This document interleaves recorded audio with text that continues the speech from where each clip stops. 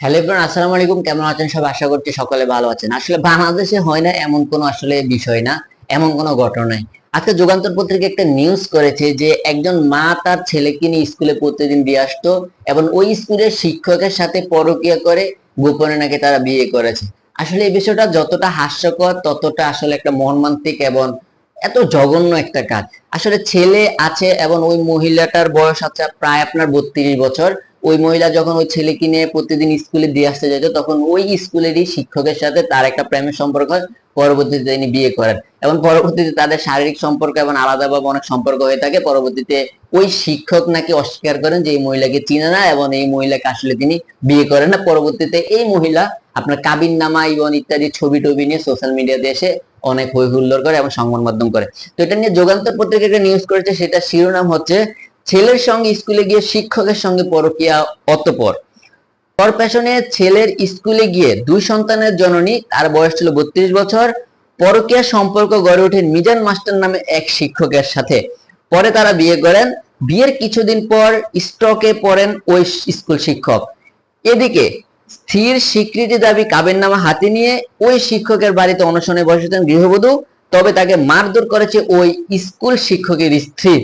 মানে যখন ওই স্কুল শিক্ষক যখন অস্বীকার করে যে আমি এই মহিলাকে চিনি না বা এই মহিলাকে বিয়ে করিনি, তখন যে মহিলার আপনার 2 বছর যে মহিলার যে বাচ্চা ছিল, ওই মহিলা আপনার কাবিন নামা ইত্যাদি প্রমাণ নিয়ে ওই শিক্ষকের বাড়িতে যে অনশন করে।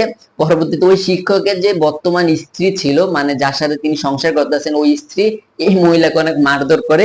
এটা নিয়ে আপনার যুগান্তর পত্রিকা অনেকটা লেখালেখি করেছে। এই ঘটনায় এলাকা চাঞ্চল্যকর সৃষ্টি হয়েছে। শনিবার বিকাল 4টার দিকে উপজেলার চরমিনাকা ইউনিয়ন 2 নম্বর ওয়ার্ডের ডাক্তার বাড়িতে এই ঘটনা ঘটে। স্কুল শিক্ষক মিজান ওই বাড়ির মৃত সোভান ডাক্তারের ছেলে। তিনি এক মেয়ে সন্তানের জনক এবং উত্তর চমানিকা মাধ্যমিক সহকারী শিক্ষক বলে জানা গেছে।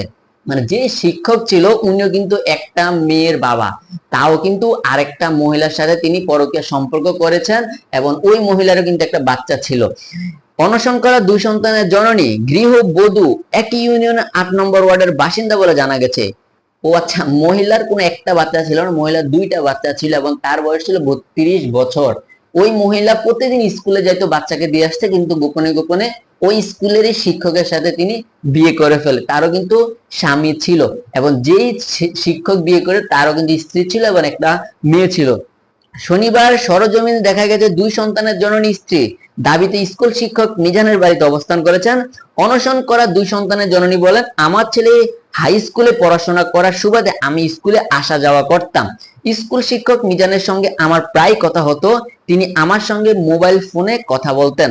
এক পর্যায়ে তার সঙ্গে আমার প্রেমের সম্পর্ক গড়ে ওঠে। আমাকে বিয়ে করার আশ্বাস দেন মিজান। পরে 2023 সালের 20 মার্চ উত্তর আইচা বাজারে কাজী অফিসে 10 লাখ টাকার কাবিনে বিয়ে করে বিভিন্ন সময় দৈনিক সম্পর্কে লিপ্ত হন স্কুল শিক্ষক মিজান। বিয়ে করে আমাকে স্ত্রীর মর্যাদা না দেওয়ায় শনিবার বিকালে স্বীকৃতির দাবিতে মিজানের বাড়িতে উঠলে তার স্ত্রী আমাকে মারধর করেন। আসলে এই বিষয়টা যে মহিলাটা বলছে, আসলে এটা খুবই লজ্জাজনক বিষয়। আপনি একটা জিনিস দেখেন, এই মহিলার কিন্তু আপনার দুইটা বাচ্চা আছে এবং উনি এটা দাবি করতেছেন যে ওনার বাচ্চা হাই স্কুলে পড়ে। হাই স্কুলে পড়ে অবশ্যই বাচ্চা কোনো ছোট না। হাই স্কুলে, গ্রাম অঞ্চলে যেহেতু হাই স্কুলে ছেলেমেয়েরা একাই স্কুলে যাওয়া আসা করে, তো ওনার কি দরকার ছিল যে প্রতিদিন স্কুলে যাই ওই বাচ্চাটাকে দিয়ে আসা এবং ওই শিক্ষকের সাথে ফোনে কথা বলা, যেখানে ওনার নিজেরই স্বামী রয়েছে। আসলে বাংলাদেশের পরিস্থিতিতে আসলে সবকিছুই ঘটে। আর যে শিক্ষকটা ওনাকে বিয়ে করছে, এই শিক্ষকের কিন্তু একটা মেয়ে আছে। পরবর্তীতে শিক্ষক ওনার সাথে বিয়ে করছে এবং কাজী অফিসে 10 লাখ টাকার কাবিন নামে বিয়ে করছে, অস্বীকার গেছে। এটা নিয়ে আসলে ওই এলাকায় অনেকটাই হইচই পড়ে গেছে। আসলে এটা কিভাবে সম্ভব? একটা কথা, বাংলাদেশে সবকিছুই সম্ভব, কারণ বাংলাদেশে হয় না এমন কোনো কিছুই না।